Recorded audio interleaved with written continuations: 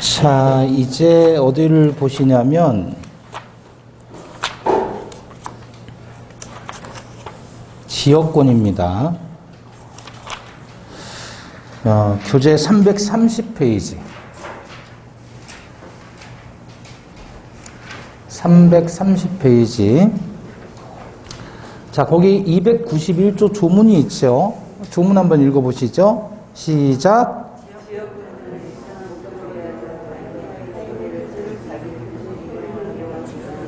자, 읽어봤잖아요. 뭐뭐, 을 목적어에 해당하는 걸 우리는 뭐라고 부른다? 목적어에 해당하는 걸 뭐라 그래요? 객체 그러죠. 객체. 그죠? 그럼 지역권의 객체는 뭐예요? 타인의 토지. 자기 땅, 너의 땅. 너의 땅. 지상권도 자기 땅 이용하는 권리, 너의 땅 이용하는 권리. 너의 땅을 이용하는 권리잖아요. 지역권도 마찬가지로 너의 땅 이용하는 권리예요. 근데 여러분, 이 지역권이라는 거 우리 살면서 들어봤어요?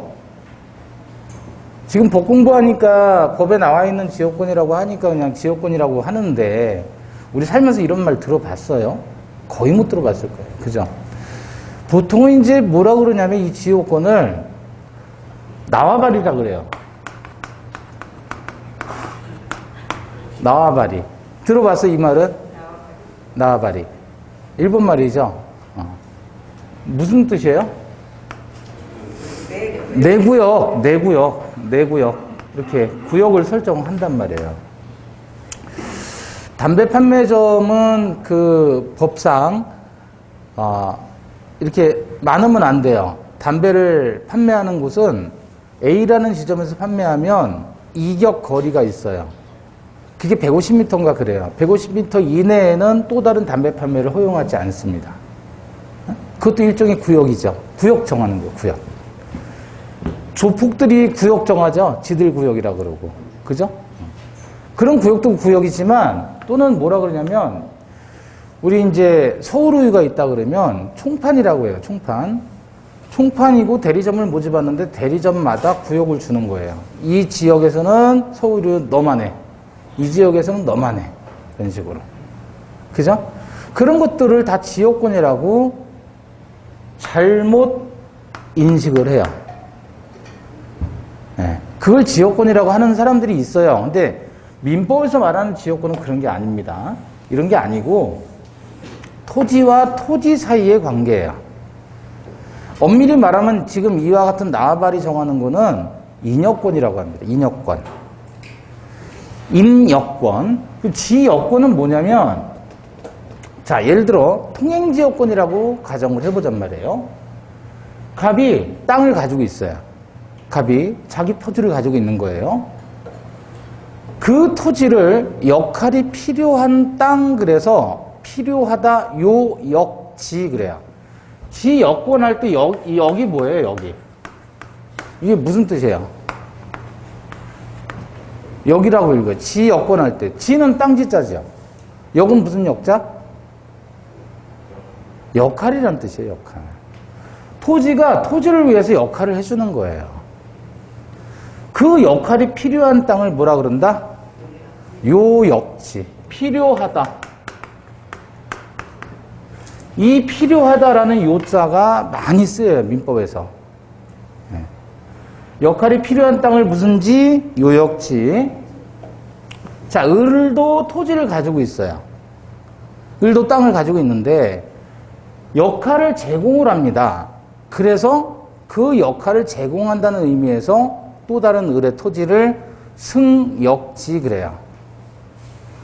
요역지와 승역지 사이의 관계에 대해서 인정하는 권리를 우리는 지역권이라고 표현하는 겁니다. 실제로 우리나라에 소개된 지역권은 통행지역권이 가장 흔해요. 그나마도 찾아보면 실무상으로는 그 통행지역권도 별로 없어요. 그러면 요 하얀 게 뭐냐면 지금 통행로예요. 통행로. 길 만드는 거예요. 그 통행로를 지금 승역지 소유자가 요역지 소유자에게 역할을 제공한다 그런 뜻입니다. 통행로가 필요한 땅을 무슨 지? 요역지. 통행로가 필요한 땅을 무슨지? 요역지. 통행로를 제공하는 땅을 승역지. 이해되셔요? 예. 자, 그러면 승역지가 지금 요역지에 역할을 제공하지요? 그 역이 뭐란 말이에요, 역이?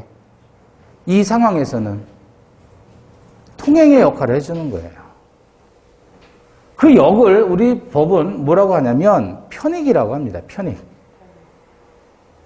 편익. 역을 뭐라 그래요? 편익. 그러니까 편익이 필요한 땅이 무슨지?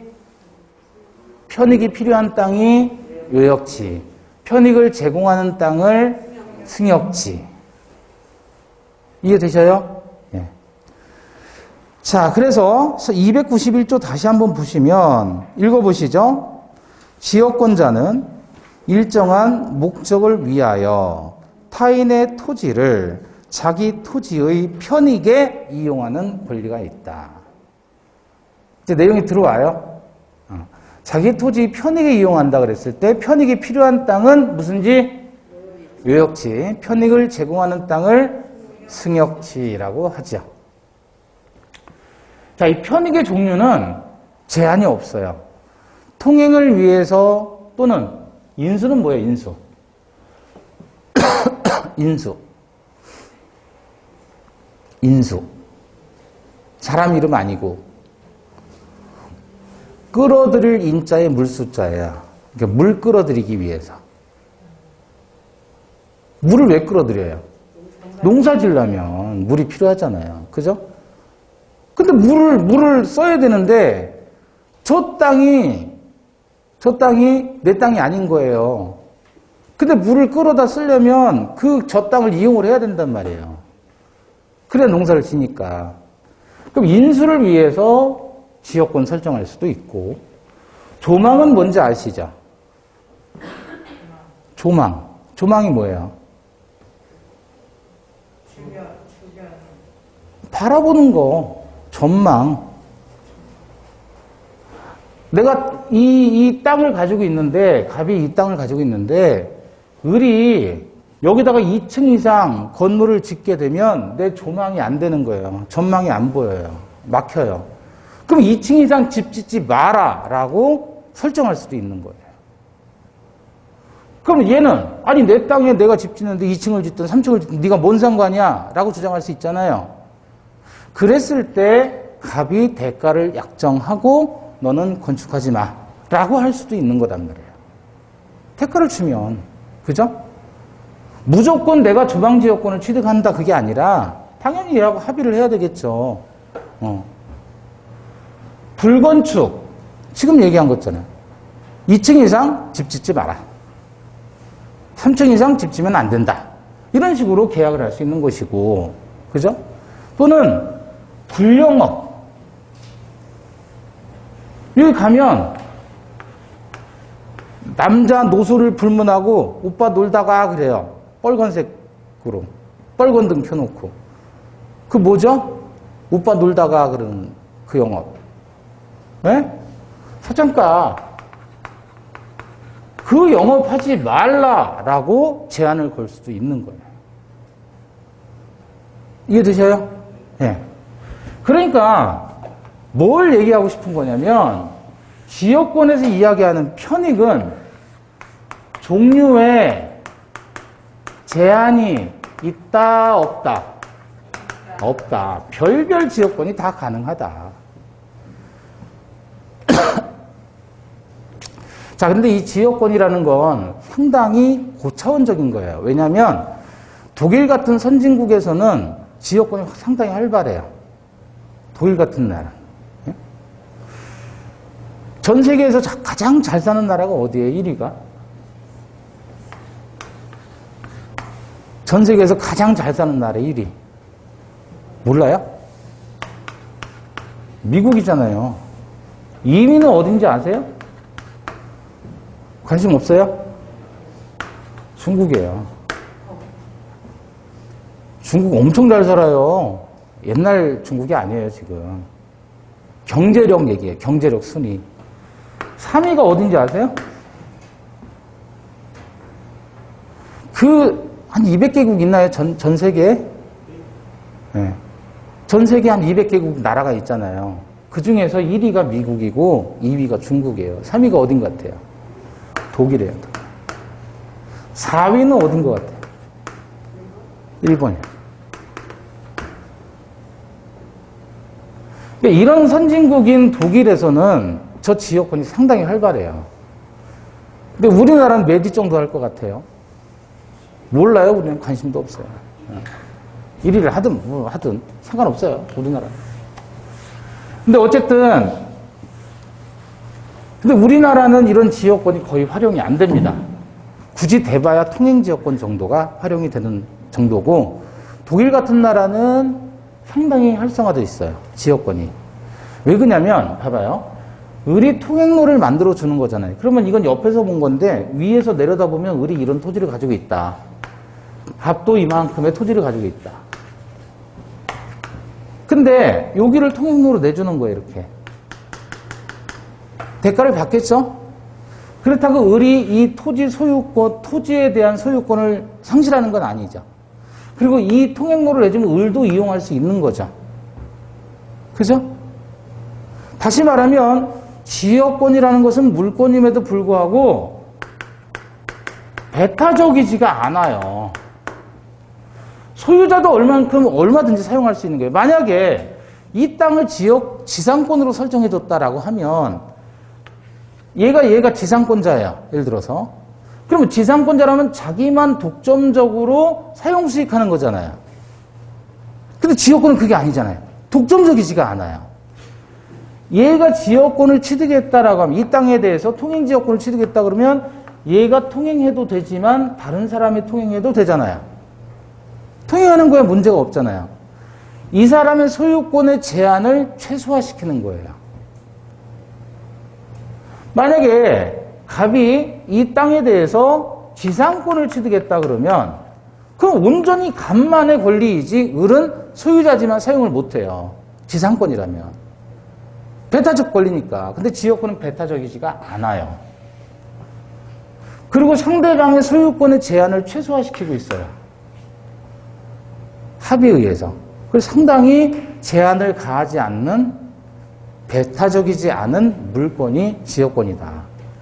그래서 독일 같은 경우는 얘가 얘한테 예를 들어 통행지역권 설정해 주잖아요. 그러면 얘도 얘한테 조망지역권 설정을 해줄 수가 있어요. 그러니까 서로 같이 지역권을 나눠주는 거예요. 그걸 교차지역권이라고 합니다. 중복될 수도 있어요. 통행지역권을 설정해주고 또 조망지역권도 설정해주고 그래도 돼요. 상관이 없어요. 그러니까 지역권은 상당히 뭔가 좀 고차원적인 배타적으로 지배하는 물권의 속성에서 약간 좀 벗어난 느낌이에요. 그만큼 소유자의 소유권의 제한을 최소화시키고 있다.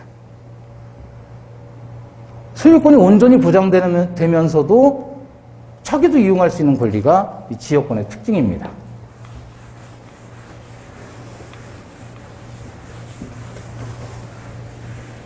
자, 편익의 종류에는 제한이 없습니다. 자, 그래서 지역권은 이렇게 배타적이지 않고 두루두루 여러 사람이 사용할 수 있고요. 세 번째는 점유를 안 해요.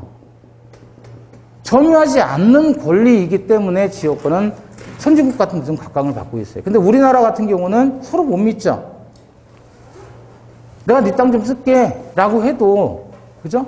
그랬어. 그래도 언제든지 마음이 바뀔 수 있잖아요. 근데 우리나라 같은 경우는 이게 활성화되지 않았어요. 아직도. 상당히 선진국화된 권리가 지역권이에요. 네. 이것 때문에.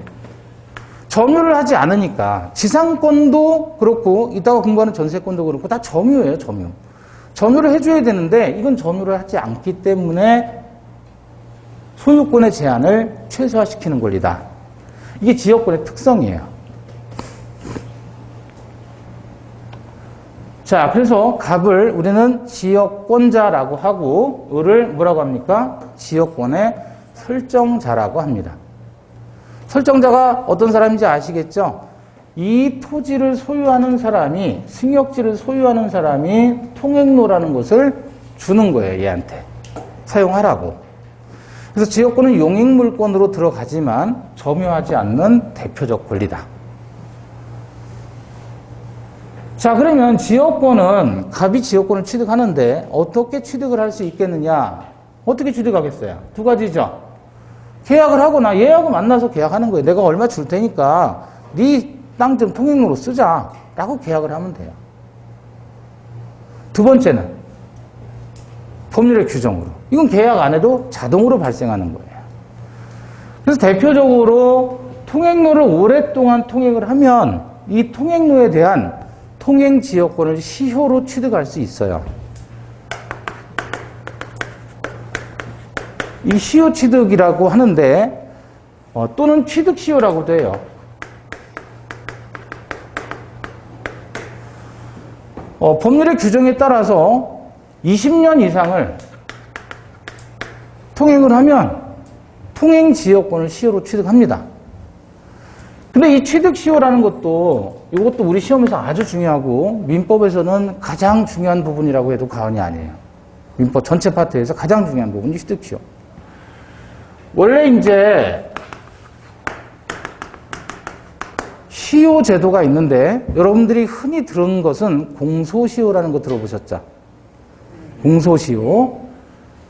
국가가 범죄자에게 죄를 지은 사람에게 뭐를 내릴 수 있어요? 형벌을 내릴 수 있죠. 그래서 형벌을 내릴 수 있는 권한을 국민이 국가에게 위임한 거예요. 그런데 국가가 범죄자를 잡지 못하고 일정 기간이 지났단 말이에요. 그러면 그 범죄를 처벌할 수가 없어요. 그게 시간이 경과되는 효과, 시효제도라고 해요. 그럼 국가는 뭐를 하냐면 여러분 잘 아는 검사가 뭐를 하죠? 공소를 제기한다 그래요. 소송을 제기하는 거예요. 형사소송을. 그래서 법원에서 유무죄 재판을 하고 판결이 나면 가두는 거예요. 처벌한다 그래요. 그래서 범죄와 형벌에 관한 법을 형법에서 규정을 하고 있는 거예요. 근데 국가에게 그러한 권한을 줬는데 국가 니네들이 일정 기간 동안에 처벌을 안 했다는 말이에요. 못 잡았어요. 그럼 네 책임이다. 그게 국가 책임이다. 근데 우리 민법에서는 시효제도가 두 가지가 있어요. 하나는 취득시효, 또 하나는 소멸시효라는 게 있어요. 자, 시효라는 말 자체는 무슨 뜻이냐면 일정한 시간이 경과돼요.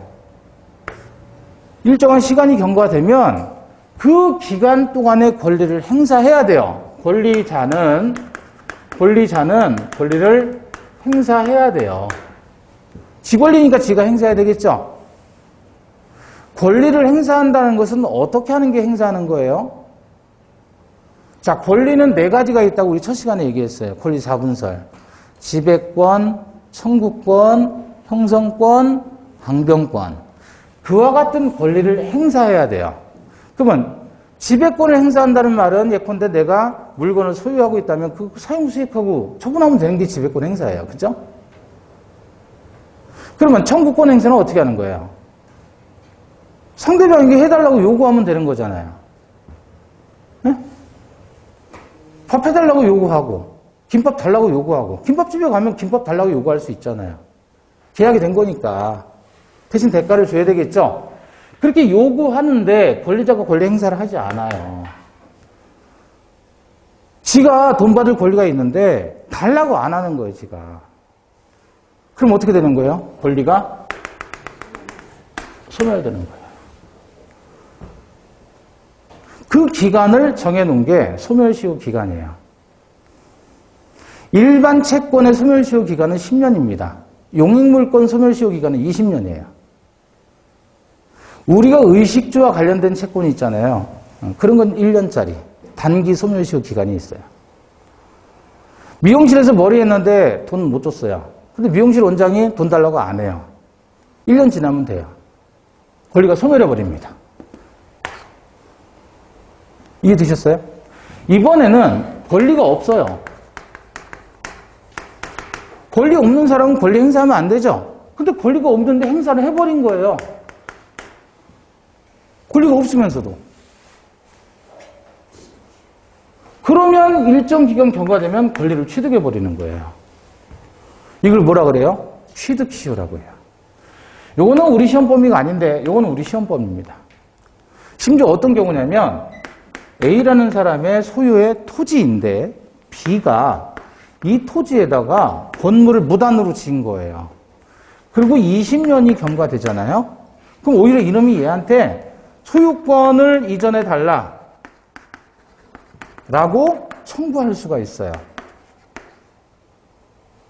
무권리자인데 남의 땅을 무단으로 점유했잖아요. 그리고 20년 버티면 오히려 자기한테 소유권 넘기라고 주장할 수가 있다는 말이에요. 이게 무슨 시효? 취득시효. 일정한 요건이 있겠지만 그러니까 사실상 이 부동산에 대해서 도둑질도 가능하다. 법적으로. 이게 옳은 것 같아요? 옳지 않은 것 같아요? 공소시효도 마찬가지잖아요. 아니 국가가 형벌권을 줬는데 니들이 왜 수사를 제대로 안 하고 범죄자를 잡지를 않았느냐. 니들 책임이다. 옳은 것 같아요? 옳지 않은 것 같아요? 시효제도 자체가. 그래서 이거 헌법 위반 아니냐 위헌소송이 제기됐는데 헌법에 합치된다 그래서 합헌 결정이 나왔어요. 합헌 결정. 헌법에 합치된다 그래서 합헌이라 그래요. 헌법에 위반되면 위헌이라고 표현하고. 근데 왜 시효제도가 필요하냐면 이 시효제도의 본질을 잘 생각해 보세요. 일정한 기간, 예컨대 취득시효 20년 기간이라 그랬잖아요. 그 시간이 경과되면 권리가 발생하기도 하고 소멸하기도 하는데 왜 그래야 되느냐. 첫째, 권리 위에 잠자는 자 부하지 않는다라고 하는 법원이 있어요. 법원이란 건 뭐냐면 법에서 얘기하는 명언, 법에서 이야기하는 명언을 법원이라고 그래요. 로마법 시대부터 권리 위에 잠자는 자 보호하지 않겠다 그랬어요. 너에게 합법적으로 주어진 권리인데 네가 행사하지 않으면 누가 행사해 주기를 바라느냐 이거예요. 네 건 네가 알아서 해라. 근데 권리를 가지고 있는데 쳐 자빠져 잔다. 그럼 너는 보호 안 해줄 거야. 그런 뜻이에요. 그럼 권리 있는 자는 당연히 권리를 행사해야 되는 거죠. 두 번째, 시간이 경과가 되면 어떻게 될까요? 증거가 흩어집니다. 시간이 경과되면 그 당시에는 다 알고 있었던 그 기억들조차도 시간이 경과되면 기억들도 희미해지고 증거가 없어져 버려요. 흩어져 버려요. 입증하기가 어려운 거예요. 이 사람이 20년 동안 남의 땅을 점유했다. 왜 점유했느냐? 내가 샀다. 증거 대봐. 계약서가 없어진 것 같은데? 라고 얘기할 수 있잖아요. 뭘로 입증할 거예요? 첫 번째로 이 권리자가 자기 권리를 행사하지 않은 거예요. 그죠? 얘가 등기상 소유자인데 지 땅임에도 불구하고 누가 이용하는지조차 모르고 있었다는 거예요. 두 번째, 시간이 지나니까 20년 전 얘기를 어떻게 기억하느냐 그거예요. 그죠? 증거가 산일됩니다. 세 번째는 이것 때문에 그래요. 법은요, 이렇게 쓰죠. 삼수변에 갈 거를 쓴단 말이에요. 가는 거예요. 그죠? 근데 물이 가듯이 가는 게 법이에요. 물은 어떤 거예요? 물은 흘러가요? 위에서 아래로 흘러가요? 아래에서 위로 흘러가요? 높은 사람이든 지위가 낮은 사람이든 똑같이 가는 게 법인 거예요.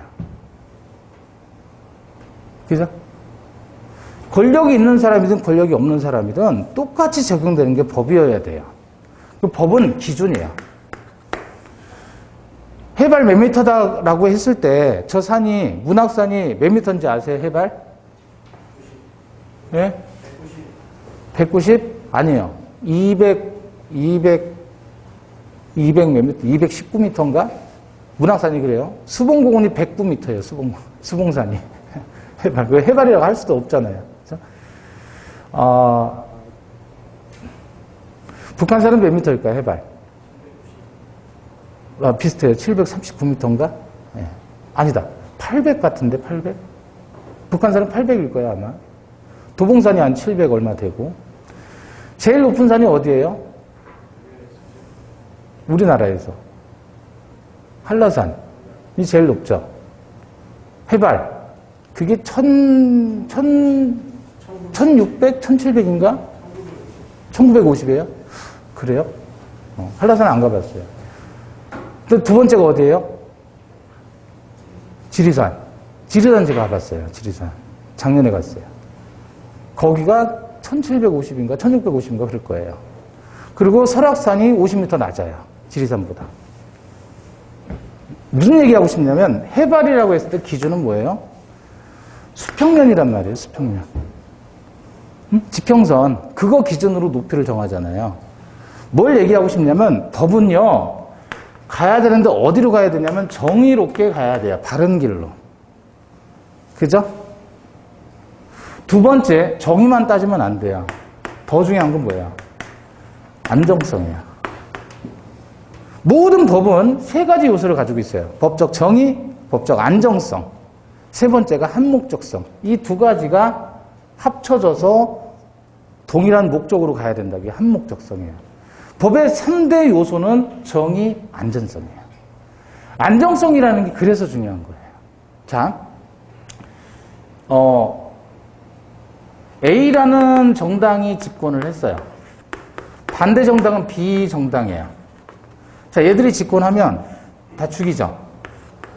그죠? 그럼 얘들이 집권하면 얘들을 또 다 죽이잖아요. 근데 죽이는데, 알겠어요. 이게 붕당정치도 그런 거 아니에요? 조선시대에. 상대파를 죽이는 건 맞아요. 맞는데, 나라가 흔들리면 안 되잖아요. 그래서 법에 따라서 죽이라는 거예요. 그러니까 우리가 친일파들을 우리가 그대로 등용을 했죠. 이승만 정권에. 그대로 친일파들을 등용을 했어요. 왜? 원래 다 죽여버려야 돼요. 그죠? 이적행위를 했잖아요. 그럴 수가 없어요. 나라는 움직여야 되니까. 그래서 일정 부분 수용하는 거예요. 다만 뭐에 따라? 그럼 이 법이라는 거 결국 합의한 거잖아요. 제일 중요한 건 이거예요. 법대로 죽이라고요. 법대로. 이해되시는 거죠? 그게 법적 안정성이라고 하는 거예요. 그럼 이게 왜 나와야 되냐면 취득시효나 소멸시효나 마찬가지예요. 일정 기간이 지나면 증거도 없어지고 권리자가 지 권리를 제대로 행사도 안 했고 세 번째로는 그냥 내비두자 이거예요. 그게 법적 안정성이에요. 법적 안정성을 제가 대학 때 진짜 존경하는 교수님이 뭐라고 표현했냐면 이렇게 얘기를 하시더라고요. 제가 조금 살을 붙여서 보면 저 이제 버스가 가요. 버스가 가는데 번호표가 다 있잖아요. 끊으면. 그러면 이제 10시 정각에 이 버스가 출발을 해서 뭐 12시에 도착을 한다. 어느 지역까지. 그럼 이제 승객들이 그 전에 탑승을 해야 되죠. 근데 처음에 들어가는 손님 A라는 사람이 자기 번호표대로 그 좌석에 앉으면 상관없는데 다른 좌석에 앉은 거예요. 자기 멀미한다 그러면서 뒷좌석 번호표인데 앞좌석에 앉아버렸어요. B라는 사람이 들어갔는데 또 번호표 무시하고 앉았어요. 그래서 다 찼어요. 마지막 Z라는 사람이 올라타는데 빈자리 하나 남았는데 누가 거기다 오버히트 한 거예요. 자, 출발은 해야 돼요. 그죠? 그럼 이거 어기면 안 되잖아요. 그럼 얘가 주장하는 건 정의예요, 정의. 야, 이씨, 나는 오버히트 한 자리고, 내 번호 자리를 내가 찾을 권리가 있다. 그걸 주장하면서 자기 자리로 간다 그러면 나머지 탑승객 전원은 다 이동을 해줘야 되는 거예요. 얘 하나 권리 찾자고 다른 사람 다 불편해요. 잘못된 거 맞아요. 잘못된 건 알겠는데 그냥 가자 이거야. 너 하나 희생하면 돼. 그게 법적 안정성이에요. 그래서 시효 제도가 필요한 거예요. 그래서 우리 헌법재판소에서는 시효 제도는 헌법에 위반되지 않는다라고 합헌 결정을 내린 거예요. 그래서. 그래서 우리 헌법재판소에서는 시효 제도는 헌법에 위반되지 않는다라고 합헌 결정을 내린 거예요. 그래서. 그래서 우리 헌법재판소에서는 시효 제도는 헌법에 위반되지 않는다라고 합헌 결정을 내린 거예요. 그래서. 동의하세요? 네. 자, 그래서 지역권을 시효로도 취득할 수가 있다. 그럼 어떻게 취득하냐면 통행로를 만들고 얘가 통행로를 만들어요. 그걸 통행로를 개설한다 그래요. 개설하고 20년간 평온 공연한 상태로 통행을 하면 지역권을 취득합니다. 통로 개설한다는 게 무슨 뜻이에요? 통로 개설. 길 만드는 거예요. 길을 어떻게 만들어요? 아스팔트 포장을 하든, 아니면 벽돌로 이렇게 포장을 하든, 아니면 그냥 깎아가지고 밋밋하게 하든. 근데 그런 식으로 통로를 개설하고 몇 년을요? 20년을 통행만 하면 그 권리를 시효로 취득하는 겁니다. 이게 법률 규정에 따른 지역권의 취득이에요. 자, 보통은 이제 이렇게 통행 지역권을 시효로 취득하는 경우도 있고요. 당사자 간에 계약을 하고, 법률행위라는 게 계약이라고 그랬잖아요. 지역권 설정하는 계약을 하고, 지역권 설정, 뭐를 하죠? 등기를 합니다, 등기. 물권이니까 이것도. 자, 그래서 신청을 어디다 하냐면, 승역지 지역권의 등기를 신청을 해요. 그러니까 이 토지, 승역지 토지의 을구에 지역권 등기가 기재가 되는 거예요. 을구에. 소유권 이외에 걸리니까. 소유권만 갑부에 기재되고 소유권이 아닌 나머지 용익물권이나 담보물권 다 을구에 기재가 됩니다. 등기부상. 그래서 당사자가 이렇게 신청을 하면 등기관은 직권으로 요역지 토지 등기부에 다시 요역지 지역권의 등기를 해버려요. 이건 등기관의 직권으로. 신청하는 건 승역지에 하고 승역지에 등기를 신청하면 지역권 설정 등기를 신청하면 등기관이 직접 요역지 등기에 지역권 등기를 해줘요. 그러니까 지역권 등기는 두 개가 들어가는 거예요. 하나는 승역지 지역권의 등기, 또 하나는 요역지 지역권의 등기. 이해되십니까? 자, 그러면 얘가 통행로를 자기 땅을 통행로로 내줬단 말이에요. 그러면 당연히 대가를 받아야 되겠어요? 안 받아야 되겠어요? 받아야 되겠죠? 근데 대가는 등기사항 자체가 아니에요. 대가를 받기로 약정하면 되는데, 그건 약정하면 약정한 대로 가면 되는데, 등기사항 자체가 아니라는 건 뭐냐면, 이 지역권의 통행지역권을 내준 이 을이 갑으로부터 월 100만 원을 받기로 했다. 그랬을 때 월 100만 원이라는 건 등기를 못 해요. 등기사항 자체가 아니니까. 또 얘도 마찬가지예요. 기간에 대해서도 우리 민법에 규정이 없기 때문에 영구 무한의 지역권도 가능하다라는 게 판례입니다. 자, 법률 규정에 따라서 지역권 시효 취득할 수 있는데, 시효 취득했을 때는 계속되고 표현된 경우에 한해서 시효 취득이 가능한데, 통로를 스스로 개설하고 항시 사용하는 객관적인 상태가 몇 년? 20년 지속됐을 때 지역권을 시효로 취득한다. 자, 여기까지 지역권의 내용을 살펴봤습니다.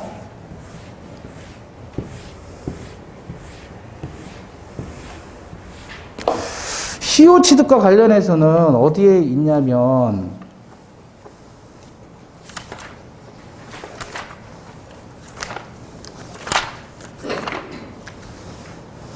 268페이지 269페이지 보시면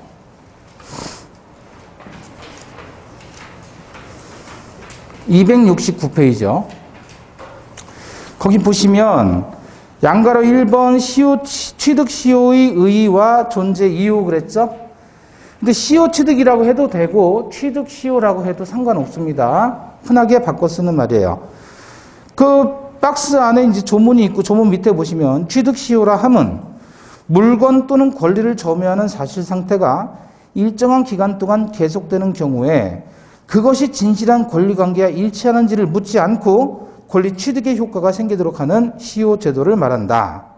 이에 한 집에서 20년을 살아온 갑과 자신이 진정한 권리자라는 사실을 몰랐다가 20년이 지난 뒤에야 소유권을 주장하면서 동 가옥을 달라고 청구한 을 중 누구를 보호해야 될 것인가? 갑은 한 집에서 20년을 살았어요. 근데 그 집은 사실상 을 거였단 말이에요. 그럼 누구를 보호해야 되는 거예요? 이 경우 민법은 누구를 보호해요? 갑을 보호하고 있는 바 그 근거 규범이 취득시효제도이다. 진짜 소유자는 을인데 갑이 20년을 살았단 말이에요. 그럼 진짜 소유자 보호해야 돼요? 갑을 보호해야 돼요? 갑을 보호한단 말이에요. 갑을. 왜? 왜? 에? 을은 20년간 뭐 했냐 이거예요. 네 집인데 왜 네 집이라고 주장을 안 했느냐 그거예요. 을은. 그죠? 두 번째, 을 거 맞아? 진짜 맞아? 모르겠다는 게 증거가 없으니까. 세 번째, 사람들은 다 갑 소유 집이라고 생각을 해요. 네? 법적 안정성 때문에 그래요.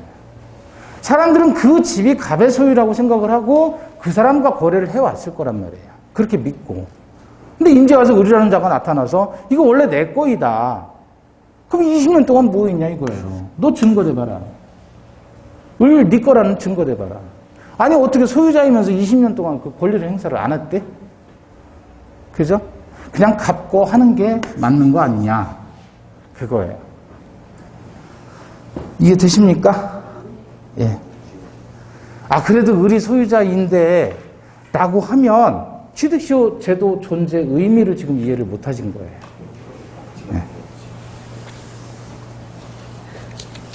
예. 예를 잘 들었죠? 책에. 이거 누가 쓴 거예요? 제가 쓴 거예요, 제가. 자, 그 다음에 우리 어디로 가냐면, 이제, 세 번째 용익물권, 전세권입니다. 왜 한숨 나와요? 어려운 거 하지 않았는데? 근데 우리가, 여러분, 제가 두서없이 얘기하는 게 아니고요. 법을 공부할 때 그 법 내용에 나와 있는 조문, 뭐 몇 가지 탈랑 암기해서 민법이 이해된다 그러면 그건 거짓말이에요. 민법은 그렇게 이해할 수가 없어요. 법대 가면, 지금 법대 없어졌죠? 로스쿨로 바뀌어가지고. 근데 법대 가면 4년 동안 내내 민법을 공부해요. 4년 내내. 4년 내내. 그리고 모든 법의 시작이 여기에요. 모든 법의 시작이. 우리 뭐 예전에 육법전서 뭐 이런 거 들어보셨죠? 법대생들이 다 가지고 있는 법전이 그게 육법전서라고 해요. 육법전서. 육법전서. 근데 이 법전을 들고 공부를 하는데 도대체가 법 공부를 시작하는 법대생들이 다 똑같이 느끼는 게 한 가지가 있어요. 법 공부하면서 내가 원래 이렇게 돌머리인가? 법 공부하면 누구나 다 느껴요. 네. 저도 마찬가지고 누구나 그랬어요. 변호사들도 판사들도 검사들도 시작할 때 다 자기가 돌인 줄 알았대요. 이해를 못해요. 쓰여져 있는 내용 자체를. 근데 여러분 그냥 법전을 읽는다? 이건 소설이 아니잖아요. 배경이 있다고요. 배경. 이유가 있어요. 그렇게 써야 된 이유. 그래서 그런 부분을 설명을 하지 않고 그냥 꼴랑 이것만 얘기하면 도대체 문제가 안 풀려요. 다만 우리가 법학을 공부하는 게 아니니까 우리는 시험에 필요한 부분만 공부하는 것이기 때문에 그래서 설명을 꼭 들으셔야 된다. 시효제도도 마찬가지. 이게 논점이 되게 많아요. 논문도 많고. 그런데 시효제도의 기본적인 특징이 저 세 가지 때문에 존재해야 되는 겁니다. 하나만 더 할게요. 이해를 위해서. 자, 낡은 차예요. 낡은 차. 제가 가지고 있는 차가 낡았어요. 이거를 수리하는 건 정이죠. 수리해서 타고 다녀야지 안전하게. 그죠? 근데 그럴 거면 돈이 많이 들어가요. 수리하려면. 한 500만 원 들어가요. 근데 이 차값이 100만 원밖에 안 해요. 지금. 낡아서. 수리하는 건 정이에요. 근데 500만 원 들어가야 돼요. 차라리 그러면 500만 원 수리할 것 같으면 500만 원 주고 다른 차 사는 게 낫죠. 근데 얘는 언제 멎을지 몰라요. 이 차는. 불안해요.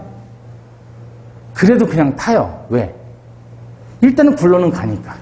언제 멎을지도 몰라요. 어떻게 할 거예요? 수리할 거예요? 내비 둘 거예요? 내비두는 것도 법적 안정성이다. 수리하는 건 법적 정의예요. 하지만 수리하지 않고 내비두는 것도 법적 안정성의 개념이다. 하나만 더요. 연세하신 부모님이에요. 노쇠하셨어요. 언제 돌아가셨다고 해도 다 예상할 수 있을 정도로. 근데 이분이 지금 암에 걸렸어요. 수술을 해야 돼요. 그건 법적 정의예요. 근데 어차피 언제 돌아가셔도 될 정도의 연세이신데 굳이 수술하면서까지 고생을 시켜야 될까? 내비두자. 이건 법적 안정성의 개념이에요. 어떤 거 하나 소중하지 않은 게 없어요. 정의만을 주장할 수도 없는 것이고 안정성만을 주장할 수도 없는 거예요. 그래서 법적 정의와 법적 안정성은 법의 기본이다. 취득시효는 법적 정의를 찾는 거예요? 법적 안정성을 찾는 거예요? 안정성을 찾는 거예요. 의미가 좀 와 닿으세요? 자, 이번 세 번째 이제 전세권입니다. 우리가 물권을 어떻게 분류했냐면 점유권이라는 물권하고 그 다음에 분권이라는 물권을 이야기했어요. 그죠? 점유권 아닌 건 다 분권이에요. 분권은 다시 소유권이라는 분권과 그 다음에 제한 물권이라는 분권이 있다고 그랬죠. 이건 다시 사용수익하는 물권, 용익물권, 그 다음에 사용수익은 못하고 처분만 할 수 있는 담보물권이 있었죠. 용익물권 다시 지상권, 지역권, 전세권. 담보물권은 유치권, 질권, 저당권 이렇게 나눈단 말이에요. 지금 우리 여기까지 왔어요. 자, 그럼 전세권 한번 보시죠. 전세권 많이 들어보셨잖아요, 이거는. 그죠? 자, 갑이 집이나 땅을 가지고 있어요. 얘를 우리는 전세권 설정자라고 합니다. 설정자. 을이 뭐를 줘요? 전세금을 줍니다. 그래서 빌려서 사용하는 거예요. 그러면 지상권의 객체는 뭐였죠? 지상권의 객체는 타인의 토지. 지역권의 객체는 뭐였죠? 타인의 토지. 근데 전세권의 객체는 뭐예요? 타인의 토지 또는 건물이 전세권의 객체예요. 좀 다르네요. 그러니까 지상권이나 지역권은 토지를 대상으로 하는 거고 전세권은 토지 또는 건물을 대상으로 한다. 그랬을 때 을이라는 이자를 우리는 전세권자라고 얘기를 하죠. 자, 근데 전세라고 했을 때 여러분 그 336페이지 보세요. 자, 그 전세권의 의 나와 있죠. 336페이지. 나와 있죠? 전세권의 의 그랬을 때 전세권 한자로 써 있네요. 전자가 무슨 전이에요? 전할 전자예요. 전하다 그런 뜻이에요. 전설, 입으로 전해주는 거. 재밌는 얘기 해드릴까요? 조금 벗어나긴 한데 재미삼아. 저 동인천역에 가면 초등학교 하나 있죠. 무슨 초등학교예요? 네? 축현초등학교. 축현초등학교.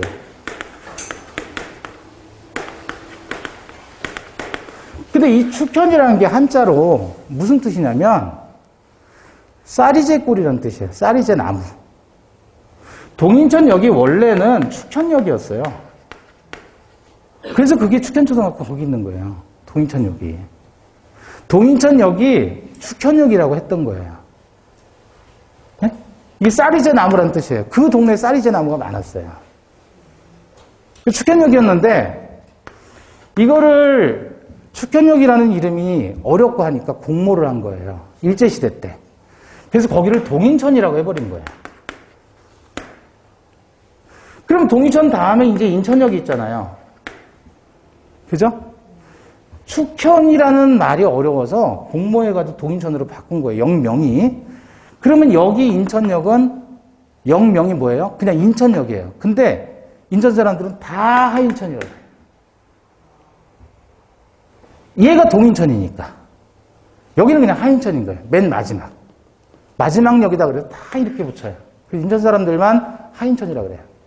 그걸 전설로 내려받은 거예요. 구두로.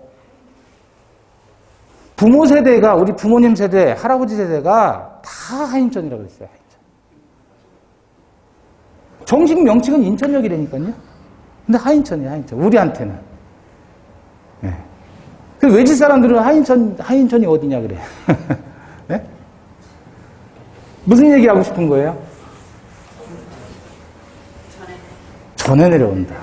전에 내려온다. 전자를 얘기하는 거예요. 두 번째 보세요. 세자는 무슨 세자예요? 세 줄 세자예요. 세 줄 세. 그럼 전세라는 말은 뭔 말이에요? 봐봐요. 갑이 집 가지고 있는데 얘가 목돈이 필요한 거예요, 갑이. 그래서 을로부터 목돈을 받아요, 목돈. 자잘한 세가 아니라 목돈을 받는 거예요. 그게 이제 집값이 2억인데, 예컨대 1억 5천만 원 전세로 들어간 거예요. 그죠? 이 목돈을 뭐라 그래요? 전세금이라고 하죠. 그럼 1억 5천을 얘가 얘한테 주는 거예요. 그리고 기간을 2년 잡고 2년 동안 이제 얘는 사용하는 거예요, 여기서. 그리고 2년 만료되면 어떻게 되죠? 1억 5천 전세금을 받아야 되죠. 그쵸? 받으면 얘는 이제 받고 나가잖아요. 근데 얘가 그 목돈을 1억 5천을 받아가지고 그냥 보유하고 있어요? 아니면 딴 데 써버렸어요? 딴 데 써버렸죠? 그럼 얘는 어떻게 해서 돌려줘야 돼요? 다른 사람한테 전세금을 받아서 얘한테 내주는 거 아니에요? 전세라는 말은 무슨 뜻이에요? 그래서 돌려막기 한다는 뜻이에요. 돌려막기. 전세금의 돌려막기, 그걸 전세라고 하는 거예요. 모습이 좋아 보여요? 안 좋아 보여요? 안 좋아 보이죠? 이해되셔요? 심지어 더 재밌는 얘기 해드릴까? 갑수유 빌라가 시가가 7천만 원이에요. 지금 이런 작업하는 부동산 업자들 되게 많아요. 제가 봤으니까. 시가가 지금 빌라에 아파트는 이런 짓 안 해요. 못 해요. 근데 빌라는 이 짓을 해요. 왜냐면 이 빌라는 시가가 나와 있질 않잖아요. 거래가 자주 돼야 통계적인 시세라도 나오지. 그죠? 근데 실거래가를 부풀려서 1억으로 잡아요. 그럼 얘는 이걸 이제 7천에 팔면 되는 거잖아요. 시세가 7천이니까. 7천 받고 싶어요. 근데 을이 얼마에 사냐면 1억 원으로 해서 매입을 해요.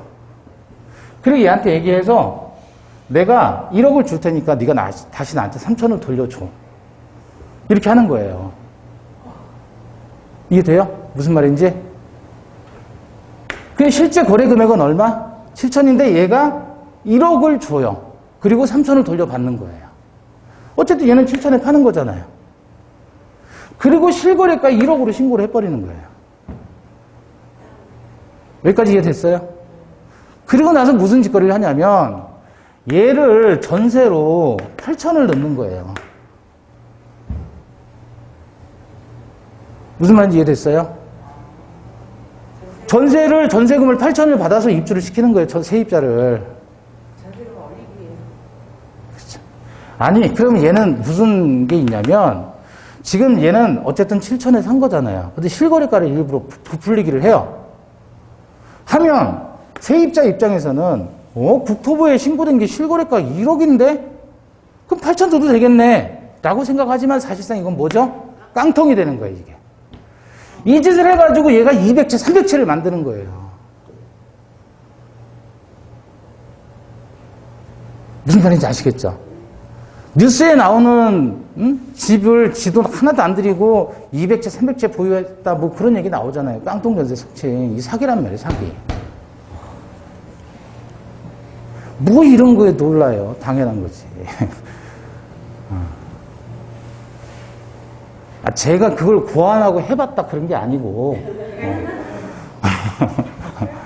빌라 전세, 깡통 사기가 이런 거예요. 이런 거. 특히 그 깡통 전세 이런 것들은 주로 빌라나 거래가 많이 안 되는 오피스텔 이런 데 많이 있어요. 아파트는 거래가 빈번하니까 그건 시세가 탁 나오잖아요. 그래서 이건 믿지를 못하는 거예요. 실거래가라도. 지들이 이렇게 작업을 하는데 뭐. 그럼 이 입장에서는 파니까 좋고. 빌라 잘 안 팔리잖아요. 낡은 빌라들. 파니까 좋은 거고. 그렇게 협력해주고. 얘는 오히려 1,000만 원 버네. 그럼 나중에 전세금 돌려줘야 되죠. 돌리면 되지 뭐.